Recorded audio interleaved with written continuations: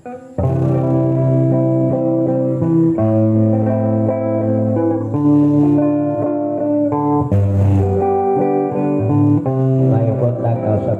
Ginoo. Salamat Ginoo sa pagpuntagon. Ay manausap kami gipaabot nining adlaw nga Domingo. Magadayon kami diha kanimo Ginoo. Tungod kay ikaw ang Diyos nga matuod.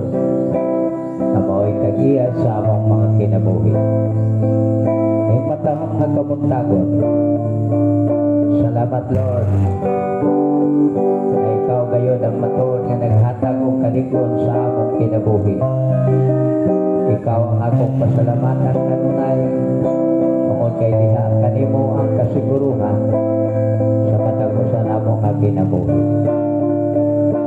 Thank you Lord sa matahong nga kabuntagon ay mo gihatag nga adisyonal sa among kinabuhi nining adlaw. Thank you kay Lord. Good morning to all. Sa tanan nga nagmata na, mayong buntag kanyang tanan.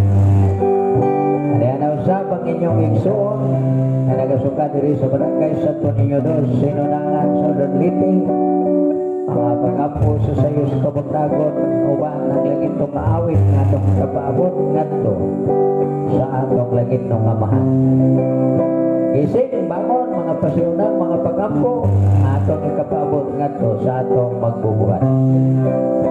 Diyos kagamhanan tagiyas sa langit ug sa yuta, tagiyas tanang mga butang nga napahimuslan sa mga katawhan nga imong gipahimutang ining kalibutan. Salamat Ginoo nga nining tagna imo pang gihatag kanamo ang maayong mapaglawas. Salamat Ginoo nagihatagan pa kami nimong pagpusok na among magamit sa among paglihok sa matang karon o kunya. Dalaykon ka Lord at matahog ka kabuntagon. Salamat Lord nga nagaubat ka kanunay sa among mga kinabuhi kuno sa man ang among mga gibuhaton. Ana ka nagahatag kanunay o kalikod kusog sa kinatibukad sa among paglawas. O salamat Ginoo sa Thanksgiving kahapon nga ikaw yun ang nagadihok, nagauna sa among mga gibuhaton.